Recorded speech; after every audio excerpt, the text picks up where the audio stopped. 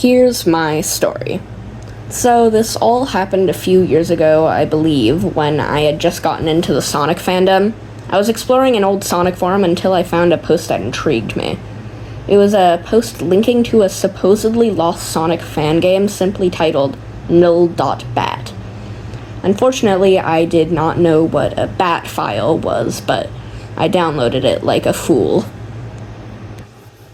Once the game opened, my screen froze for a moment until I could fully see what seemed like a distorted version of the first Sonic game, with Sonic only having 2 small black dots for eyes and no nose. As I progressed through the game, it slowly became even more distorted with the enemies disappearing, and then the game just eventually crashed completely. And once the game had crashed, a ton of installation windows opened, installing what seemed to be viruses, until one large installation window opened over all of them, saying, "Null is coming." Once Null had installed, all of the files on my desktop were replaced with white text files titled "Null is here."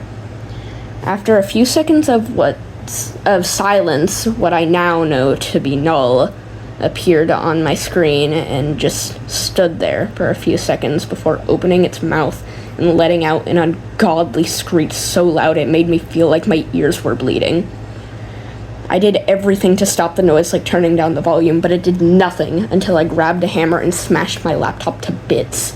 The second the laptop screen shattered, the screaming stopped. But when I looked down, a few words were illuminated on it. "You sure this was just a malware?" My Wi-Fi immediately shut down after I read that.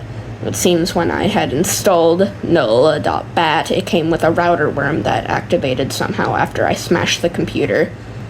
But just in case Null could somehow spread to my other devices, I smashed every single electronic I owned. I now live in a new house with a new router and a new computer, and I've had no Null-related issues as of yet.